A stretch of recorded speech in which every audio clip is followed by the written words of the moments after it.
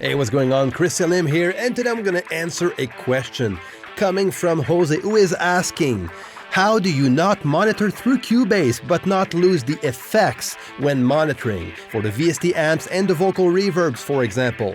So today I'm going to share with you my workflow on how I do recording with effects and without latency.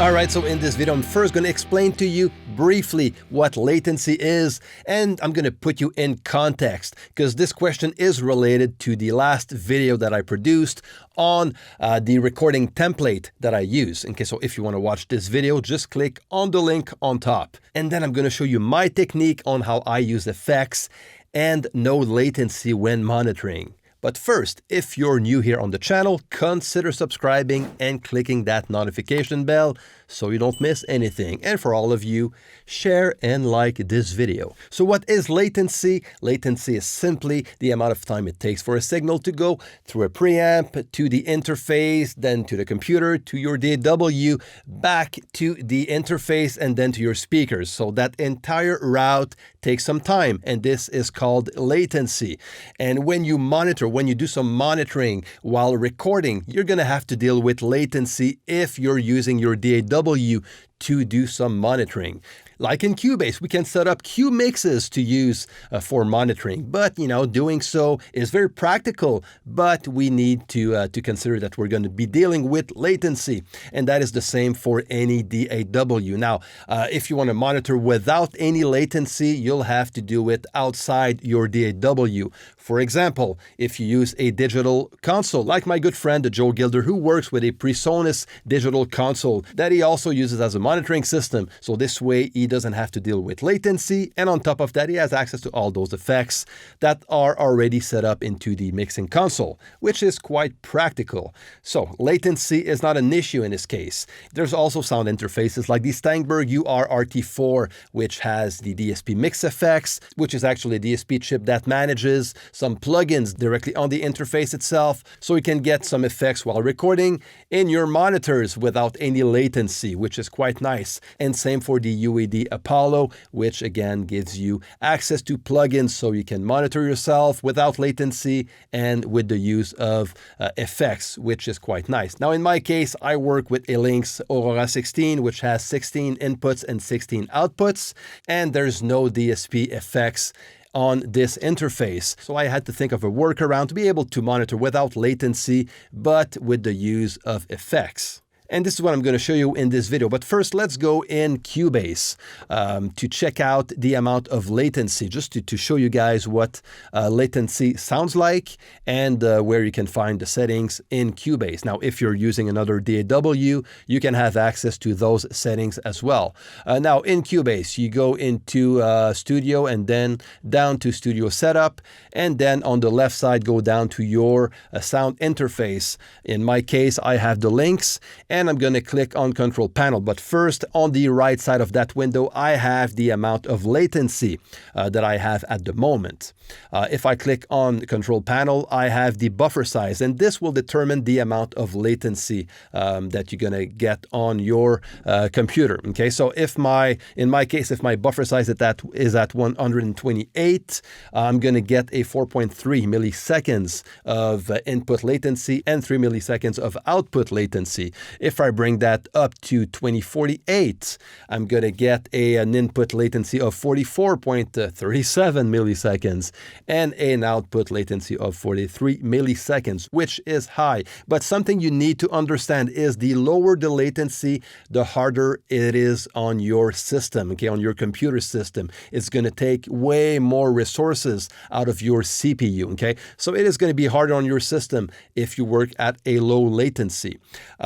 That's why I use a high buffer size and a high latency when mixing, because I want to get my computer to be performant with a lot of plugins, and this will allow me to do so. Now, my computer is an old computer. It's a 6-year-old computer, so I just need to work with this, and that's why increasing the buffer size in my case is very practical while mixing and mastering. But when I'm doing some recording, I tend to bring it down to 128, which is good enough, especially if I'm recording guitars, like with Guitar Rig, for example, on my recording template.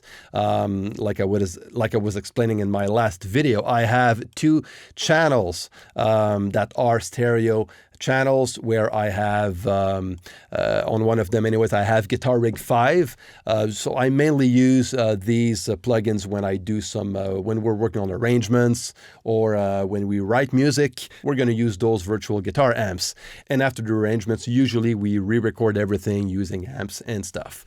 But in this case, when I'm using Guitar Rig, I just use it within Cubase. I just activate the monitor option right here, which is going to allow me to play the guitar with Guitar Rig directly from Cubase. But I'm going to have to deal with the latency. But at 128 of buffer size, that is good enough for what I'm doing with while recording guitars or while working with a VST instrument. But when it comes to record drums or vocals, now this is a different story. Even if the latency is very low, it just doesn't feel very good. It's not very comfortable for a singer to sing, in my case anyways, with the system that I have. It's not very comfortable for the singer to sing even at a 128 buffer size, even if it's low. So I tend to bypass the Cubase monitoring system and send the signal right away. And to do so, it's very simple.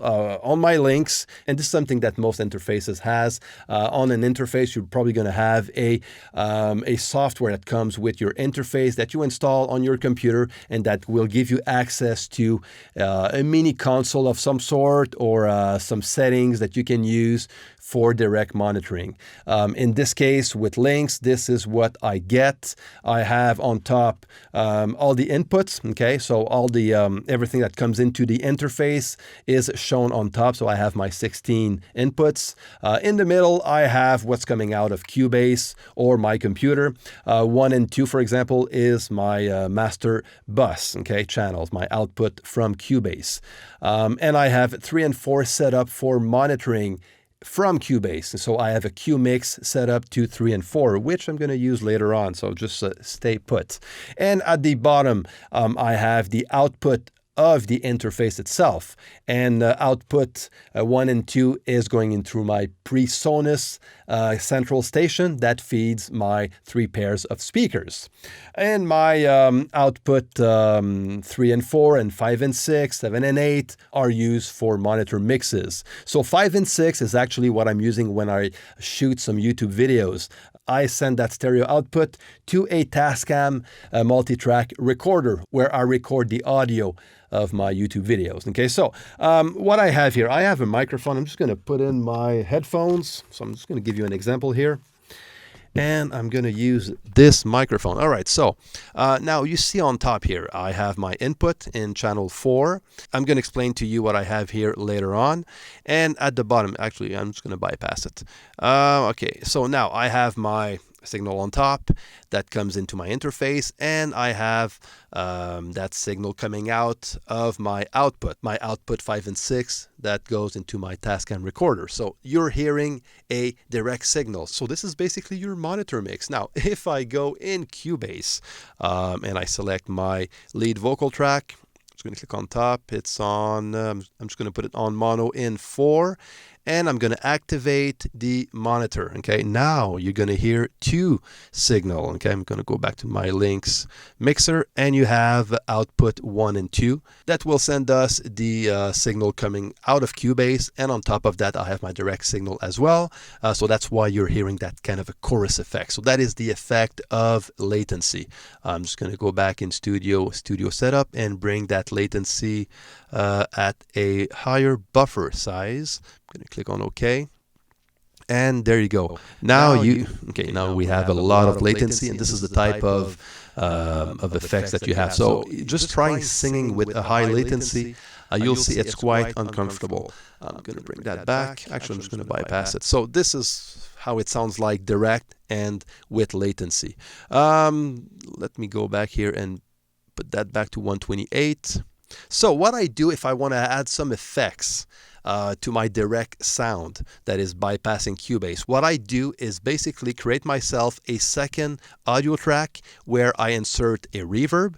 And this audio track, if I just go in my mix console, the audio track is right here. My fader is way down because I don't want to hear it on my main channels. But I'm sending a QMix to my QMix 1, which is routed to output 3 and 4 out of my computer. And this is what we get right here, 3 and 4 right here, where I have the faders down at the moment. So I'm just going to make sure, okay, input 4 is there. So I'm just going to activate the monitor on this channel.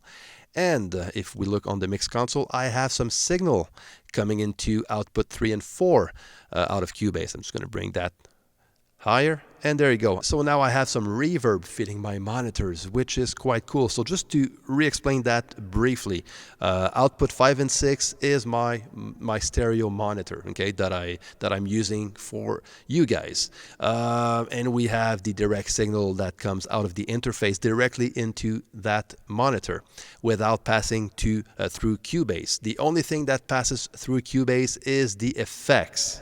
That's it. I'm just going to go back to my main microphone. So yeah, the use of reverb with latency doesn't matter at all. You know, even on the mixing situation, I tend to use pre-delay. So that's why I just don't care. Now, I hope this video wasn't too complicated. Now, if you have any questions or comments, feel free to leave everything down below. And don't forget to share, to like, and to subscribe if you're new here on the channel. All right, guys, take care, and I'll see you next time.